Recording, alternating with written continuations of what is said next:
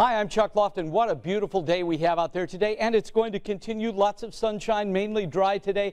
Our high 88, but the humidity will not be oppressive. So if you're headed downtown tonight for the One Direction concert, Lucas Oil Stadium, one of the concerts of the year here in Indianapolis, low 80s when everything starts, when people are leaving, 71. So a really nice, clear night. By the way, the Tribe in 3 home games today, Saturday and Sunday. Looks like highs in the 80s. Best chance for thunderstorms could be Sunday afternoon. Let's put FutureTrack in motion. Dry all day long today with a scattered shower possible, but most of the chances for pop-up showers would be Saturday and then Sunday afternoon. So today, the warmest day out of the next week at 88, 62 tonight, 84 Saturday and 86 Sunday. And then this chance for thunderstorms continues Monday, Tuesday, Wednesday, and the low to mid 70s on Thursday.